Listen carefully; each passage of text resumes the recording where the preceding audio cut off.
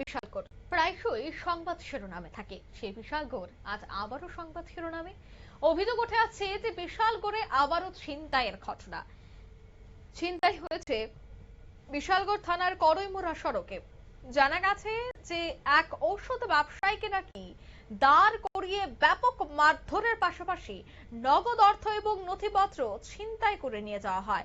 বিশালগড় থানার পুলিশকে খবর দেওয়া হলে বিশালগড় থানার পুলিশের হাতে আটকায় ছিনতাইবাজ সাদ্দাম হোসেন। ফলে তার বাড়িতেই ব্যাগ উদ্ধারের লক্ষ্যে চলছে জোর তল্লাশি। এই বিষয়ে কি উঠে আসছে শোনাবো।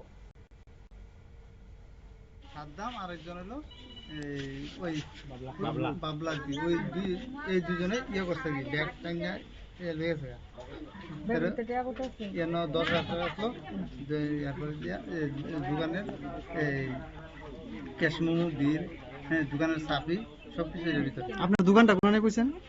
কামথানা বাজার। আপনার নাম কি? আমার নাম অভিজিৎ ঘোষ। তারা কইতেছে তুই কোনখান থেকে আইছ? আমি তো আমার দোকান মেডিসিন দোকান, আমি দোকান থেকে আইছি। দোকানে আমি এখানে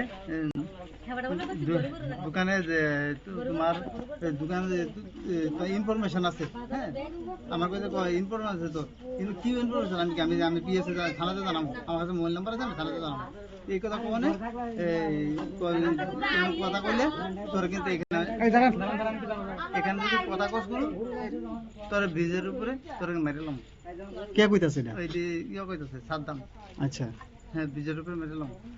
এরপরে দিয়া আমি দৌড়ে গেছি ওই সামনে একটা গেটের, তখন তো রাত্রে এসে গেট বাড়ি জ্বালাছে সবাই, তোর ওই বাইতারা পড়ছে সামনে আর কি।